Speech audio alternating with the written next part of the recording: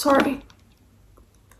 I had to put my glasses on because I'm really failing to see why you think you're a failure when you're a bad bitch who's striven to always become the best version of herself despite everything that she's been through. Okay. In all seriousness, I know firsthand what it feels like to feel like a failure, like your dreams and your desires are far too far away, that you're behind in life, that you're literally incapable of achieving success. But here's the truth. Feeling like a failure doesn't mean you are one. Every single person who has ever achieved anything meaningful in her life has been exactly where you are right now. And this video is going to prove to you that you're not a failure, that you're not behind, that you have everything it takes to become the best version of yourself, to achieve everything you've ever desired. So the first thing you want to do is stop feeling shame. Shame is one of the lowest vibrational emotions out there. And the reason is because you're so harped on and focused on the past that you can't even focus on your present. When your parents' harsh voice becomes your inner one, the inner monologue that you speak to yourself with, the simple act of trying and putting an effort in doesn't feel enough to you. The real reason you feel like a failure is because you've been programmed to think immediate result and success is what makes you feel satisfied, right? The immediate result of an exam, of a career, or whatever it is. Seeing immediate result makes you think, I've succeeded. When you constantly see your past mistakes as the worst possible thing, you are affirming to yourself that your past version of yourself is still part of you today. You're affirming that you are you from a year ago, 6 months ago, a week ago even. Every single week alone, every single day alone, you can change the way you think and the way you feel, right? And so you could be 3 years into your career and think, this is no longer aligning with who I am. You could be in a relationship that no longer aligns with you, and you can just remove yourself from it. You can choose to become a better version of yourself, but that's not going to happen when you keep shaming yourself, when you keep saying, oh my God, what is wrong with you? Why did you do that? You're still harped on your situationship from 3 years ago. You're still sad that you didn't work hard enough for that one exam to qualify for that university that you really, really wanted to get into. The more you keep harping on your past failures, the more you're going to set yourself up for failure in the future.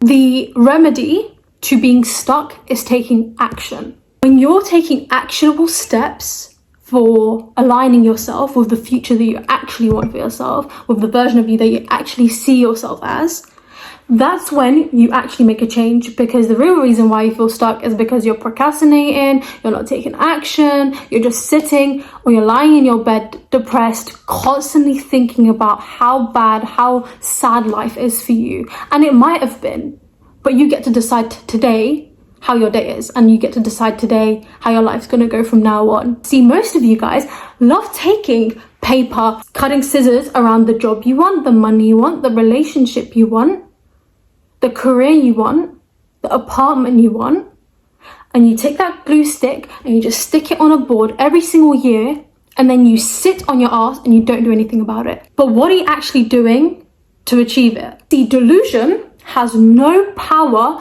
without action. You staring at your Pinterest board every day is not going to make everything you want come true. You looking at your vision board every single year, do you actually change what's on that vision board? Have you actually achieved anything on it? Maybe not. Maybe you went through the worst phase of your life where you couldn't even do anything. But you're the decider now, right? See, the truth is, the real reason why you are unable to take action on the things that you actually want isn't because you think it's impossible for you. It's not because, oh my God, I can never achieve that. No, it's because staying in the delusion of a possible future where everything works out feels safer to you than actually trying and possibly failing. I don't care if I get 2 views on this video. I don't care if I have millions, but I know I want to do this, right? And so I'm taking the action and I'm making a video. The same goes to you. You want something, you could take the smallest steps. It could literally be like, I want to get fit. I'm going to go on a 10-minute walk around my apartment. Better than sitting on your bed, isn't it? Whenever you're about to take action, you start getting thoughts like, oh my God, what if I fail? What if it doesn't work out? You're not even scared of failing, to be honest with you. What you're really scared of is uncertainty.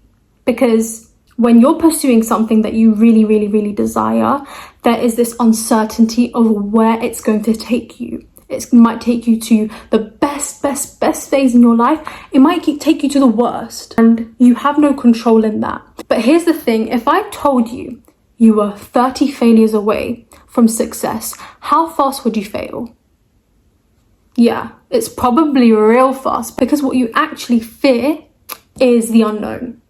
But would you rather stay in a safe and unfulfilling life where you can predict the next 10 years of your life, but you know it's just going to be unhappiness, resentment, fear, anxiety, maybe even depression? Or would you rather go for the uncertain one that's maybe a bit scary, that will make you feel a bit anxious, but at the end of the day, you know you're doing something that's actually going to lead you to somewhere happier than you are right now? The more you doubt yourself and the more you doubt your ability to achieve the things that you want, the more you're going to feel stuck. You're just going to carry on logging into your Pinterest account, staring at your vision board, imagining everything in your head, and then going back to your real life when nothing actually happened. If you want to carry on that way, carry on. But I think you want to change. The third thing is, your timing doesn't have to be at the same rate or pace as anyone else in your life. See, when you first start out as an adult or in your late teens, you'll notice everyone is on their own path. You will have one person getting a 6-figure job as soon as they leave. You will have another person going traveling around the world, meeting people. You'll have another person getting married and having children. Would you call any of these people a failure for doing things differently? No. That's just what they wanted. That's just their own path. That's just their own life. And that's how the timing of their life was meant to go. And so what you need to understand is everyone has their own definition of what success is, right? Same goes to failure. Everyone has their own definition of what a failure is. Would you call a flower who started blooming late in winter a failure? Would you say, oh no, you're too late, let me just snip you off? Would you call it useless? Would you call it unnecessary, irrelevant? No, you would call it a miracle. Start believing that your timing is just going to be different to someone else's. I don't care how long it takes you to get there, to achieve something, but you're not considered a failure just because you started to bloom in a season that was considered too late by yourself or by the people around you. If you just start to see how beautiful and valuable you were, you would realize that while you're so busy hating on yourself, shaming yourself, making yourself feel worse, other people are out there admiring you for your strength and your vulnerability and your ability to just move with alignment, with purpose, with integrity, and still keep on going despite every single thing that you've gone through, every single pain, trauma you've gone through. Despite your circumstances, you're alive now. Despite everything that you've been through, you're trying to become the best version of yourself. And I think you just need to be kinder to yourself and celebrate your small wins instead of just constantly harping on the fact that you didn't get everything you want immediately right now, this second. No.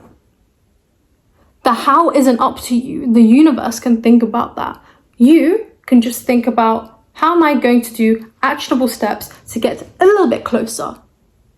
Co-creation.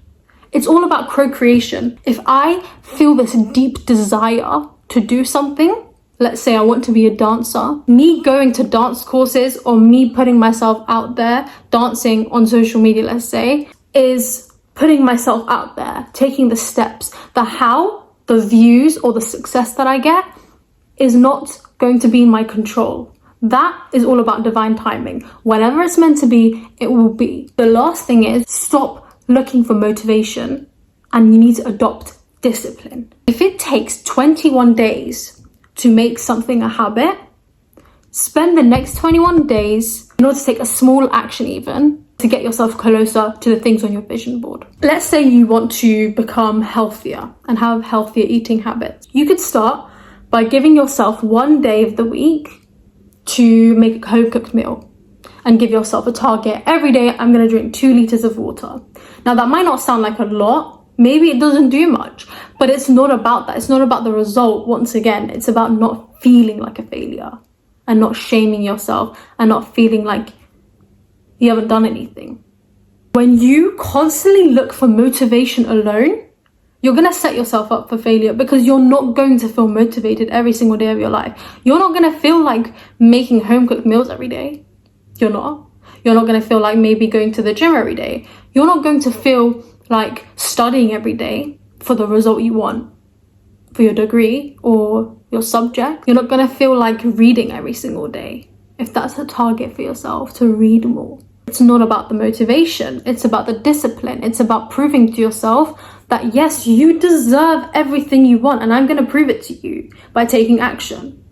The most successful people out there are the people that don't look for motivation. They just adopt discipline and consistency into their lives. I'm sure you've heard of so many athletes where they literally say, I don't like doing this amount of hours of training and workouts every day. I don't like it. I don't enjoy it, but I force myself because I know I want to be the best in that industry, and I'm always going to strive to be that. And I'm not going to let myself to self-sabotage my goals and my desires and my dreams.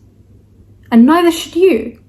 I hope this video helped, and I really want you guys to start giving yourself more grace and kindness, and speak to yourself with love and acceptance and forgiveness, okay?